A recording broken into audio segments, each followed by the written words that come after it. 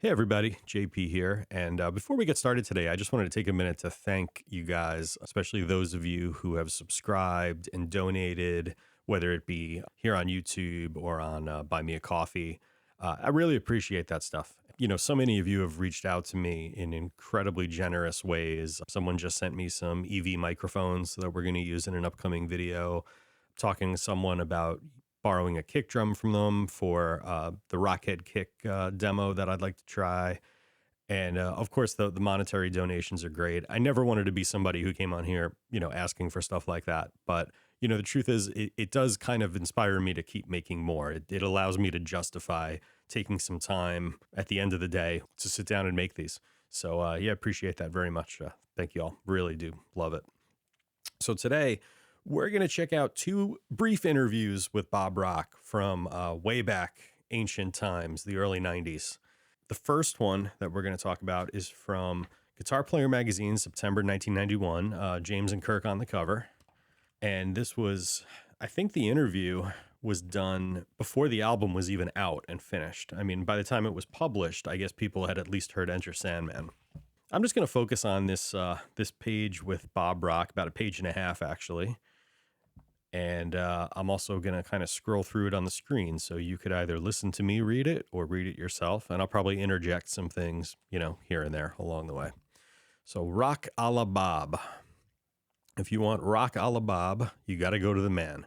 The Canadian producer prefers to work close to his home and family in Vancouver. The Metallica project was a rare exception. Nonetheless, Rock, an estimable guitarist himself, has become one of pop's most sought-after producers, having furnished pumped-up power hits for a long list of guitar-based rock bands. According to Kirk Hammett, Rock favors a low-keyed approach far removed from that of Metallica's previous co-producer, Flemming Rasmussen. Sometimes Flemming would scream at me, "That's fucking shit." Bob's lighter, less stressful. With Flemming, recording solos was strange. I'd play a bit, he'd say stop, and then I'd play a little more. We'd stutter our way through, and that always drove me crazy.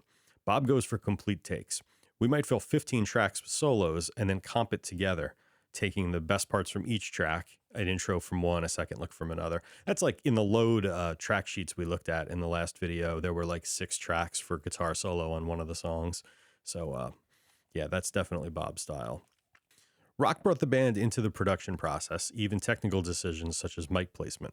I'd play in the control room, recalls Kirk. Bob would say, "When you start to hear something, yell stop." Meanwhile, an engineer would be in the room with the amps, holding the mic and gradually walking away from the speaker. When I yelled stop, they marked the spot. Rock detailed his Metallica production strategy between Kirk's lead guitar takes. So Bob says, "We sing 2 24-track machines, 1 analog and 1 digital. We recorded the drums and fat rhythm guitars analog, but the vocals, solos, and clean rhythms were digital. I've used that arrangement on my last few albums. I can't really explain why, though I like the clarity of digital for lead and analog adds a pleasing quality to fat rhythm guitars." So that would be the analog he's talking about would be the Studer 800 24-track, and then the digital would be the Sony 3324. And then by the time they were doing load, they had the 48-track Sony with the 3348 in place of that. And if you remember on the Black Album Clean Guitar video, that 3348 simulation plugin really helped get that sound right. That was a big part of it. Any rules of thumb on mic placement? It's a matter of finding the best sounding position on the best sounding speaker. You can't just put mics close to the cone and go for it. I find that there are nice spots within a speaker and within a room. And by having the player help pick the spots, it becomes more personal thing. His sound, not mine. And so many guitar players say, "It sounds great out in the room, why not in here?" There are reasons why, and having the player participate helps them understand that. Your guitar sounds are incredibly fat, yet they retain a lot of crispy high-end definition. Bob says, "I use a lot of microphones, and the final sound can come from 1 or 8 of them. Sometimes the phase cancellations of multiple mics can totally make a sound. If you have, say, a great sounding Shure SM57 and then add a little Sennheiser 421, the fact that they're a bit out of phase in relation to the speaker box may cancel harsh upper mid-range frequencies, so I don't have to take it out with EQ. That way you keep all the transients. With EQ, you attenuate the signal and lose some of the transients." How much of your job takes place before the band goes into the studio? Depends on the band. Metallica is very particular about their gear, very on top of what their sound is. You'd be surprised how many players don't relate to their equipment. Was it your idea to record the drum tracks with the whole band as opposed to the click track Metallica has used in the past? Bob says yes, though we all agreed about that. I heard a few groans and grunts from Kirk when I told him to play a solo every time, but by the end of the day, he was saying, "Wow, did you get that on tape? I've never done that before." A lot of the Enter Sandman solo is what Kirk originally played on the floor. Did you push Kirk and James to try new things? With Kirk, it was just a matter of getting a fatter tone, but I introduced James to a lot of new things, like the Parsons White string bender. That's the B-Bender Telecaster. You can hear it. My Friend in Misery. And got to plug my own little version of that I used my B-Bender Tele on. We got to know each other over the months, and I'd bring a lot of my guitars in for him to try, and he showed interest in some of them, like the 6-string bass. That's the Jerry Jones Dan Electro copy, of which I also have a video coming up where we're going to get into that sound. Jason used some Hamer 12-string Mandocello with 4 sets of 3 strings.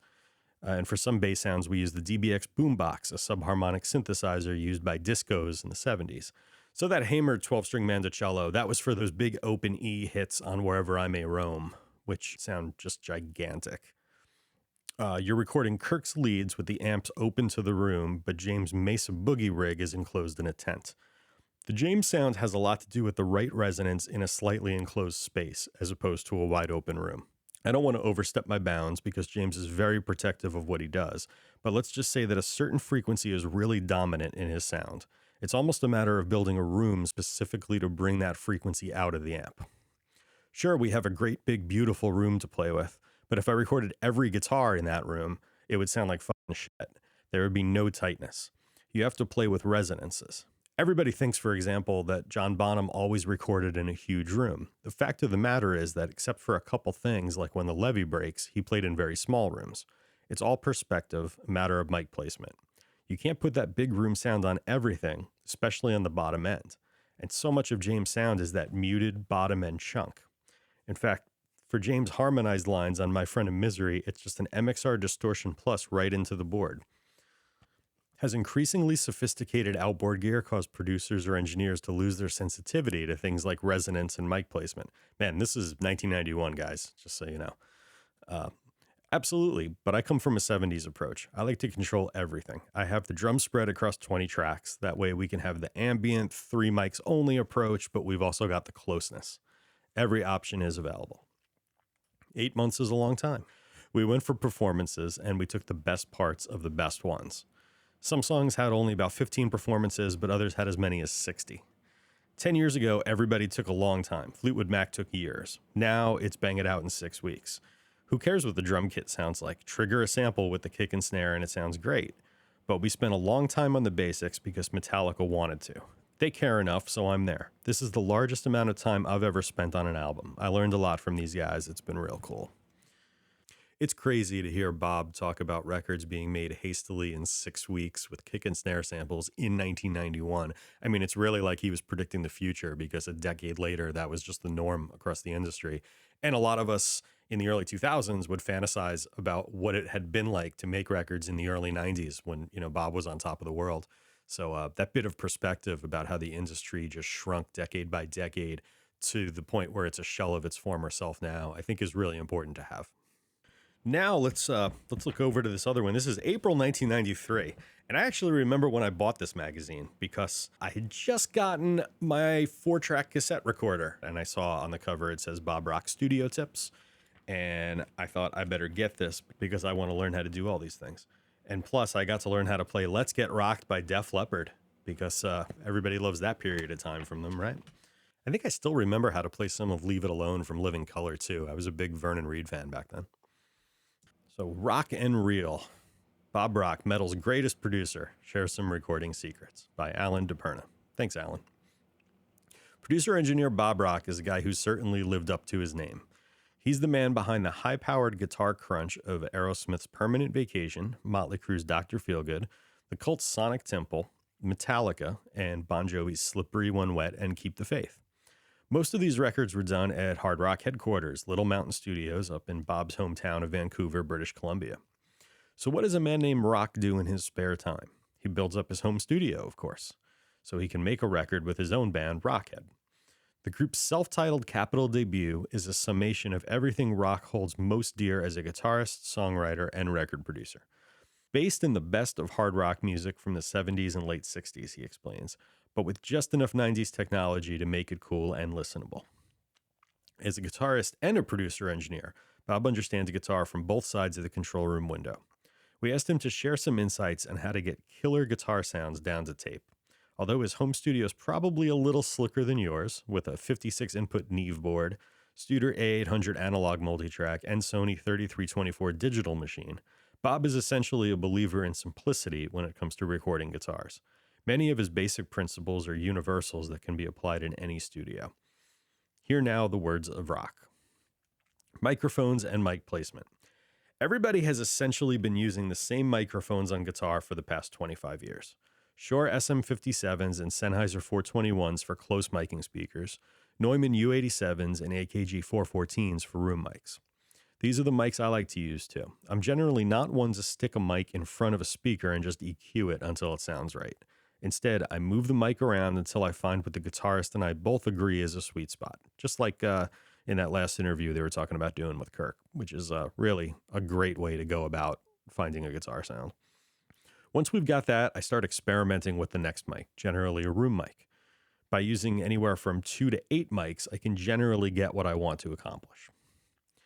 It's very important to be aware of acoustic phase cancellation, which occurs when the pickup patterns of 2 or more mics interact in such a way that certain frequencies are canceled out. By the way, I had no idea what any of this meant when I bought this magazine. I think I was like 14 years old. By careful mic positioning, you can get something that's completely in phase and therefore nice and flat sounding, or you can deliberately position the mics so they're out of phase a little bit or a lot. That's how you get that Brian May scooped phase kind of sound, and also that Jimi Hendrix Electric Ladyland out of phase sound. Those things are all done by angling the mics, not with effects. And I do think that's really, really good advice, and we're going to do a video on that pretty soon. In fact, I'll probably reference this interview in that. Signal processing. I almost never record guitars with effects unless it's a cheap flanger pedal or something like that. I generally prefer to wait till the mix down to see if the guitar needs digital reverb or other studio effects. If I can get away with it, I like to record rhythm guitars without compression too. I like heavy rhythms with a lot of chunk. On the other hand, I generally do compress acoustic guitars and solos. Their compression can be light or extreme depending on the needs of the song. So that part about sometimes tracking with a cheap flanger but saving the digital reverb for the mix, I think it's really important to learn how to differentiate between that.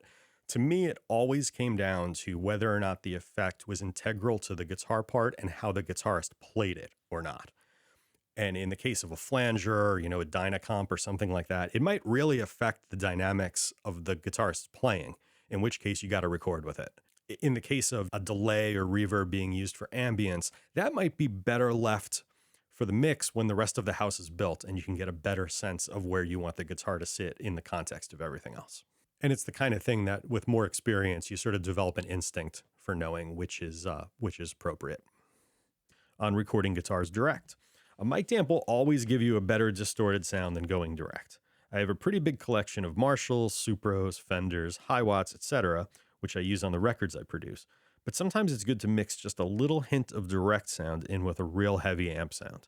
It can give a lot of extra clarity to what the guitarist is playing. A lot of the stuff I did with Richie Sambora on Bon Jovi's albums contains some direct sound. For one song on the new Bon Jovi record, we got a really clean telly sound for Richie using a Vox AC30 amp. To that, we added just a little bit of direct signal from a Rockman or Zoom, I can't remember which. The built-in compression on the direct preamp helped make the Vox sound snappy and give it a lot of punch. This reminds me of what they did with the MXR Dynacomp pedal on the Clean Sounds from the Black album, and that was such an important part of that. It really is what makes that guitar sound so unique, I think. If they had just mic'd the amp, it would have sounded good, but there's something really unique about that sound that I love anyway. EQ. One general rule of thumb I have is that I never attenuate. I never take frequencies away, especially mid-range and high-end. I find it takes away too many transients. In theory, that's not supposed to happen, but to my ear it does. So instead of cutting mid-range, I would rather boost bass and treble, or better yet, just move the mics around until I get the sound I want. I had a lot of discussions about this with James Hetfield when we were doing the Metallica album, because his sound is very much what I call a scooped sound. There's not a lot of mid range there. He kept saying, why can't I have the presence and the size of other guys without adding tons of mid range? Just trust me, I told him. Basically, I let him cut out all the mid range he wanted on his amp, but I didn't cut any in the recording chain because that's where you lose transients. So generally, he's got more mid range on the Metallica album than he's ever had before. In the end, he started to dig it. He began to understand where I was coming from.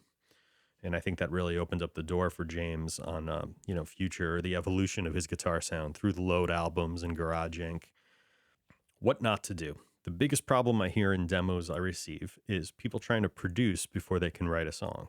They become more interested in using lots of effects than they are in coming up with a good, strong melody and lyrics. The kind of overambitious production can actually be a turnoff for many A&R people. Just write a good song and put it down as simply as possible. Also, trying to copy the latest trends on your demos never works because that's always a catch-up game. Just be true to yourself.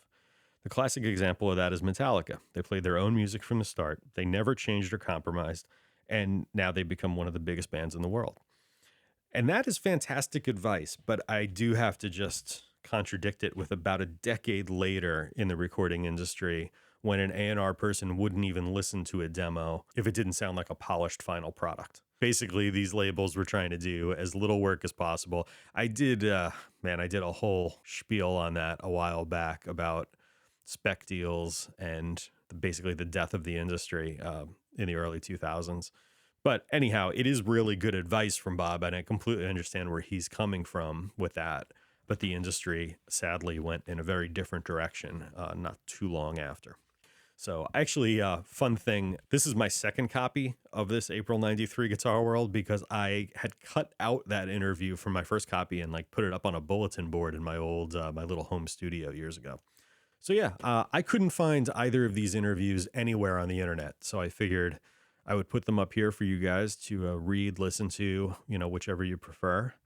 And, I hope my little commentary didn't distract too much from what Bob was saying because that was some good stuff.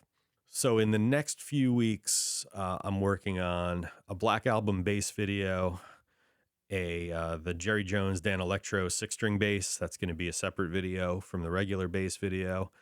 And some more guitar stuff, some more Metallica guitar stuff. And if those load notes keep coming out every 2 weeks or so, I'm going to keep doing an update on those. All right. So until next time, thank you all so much. Once again, thank you for the love. Thank you for the comments, the subscriptions, the likes, the donations, all that. Really appreciate it. And again, it inspires me to keep making these. All right. Take care, guys. Later.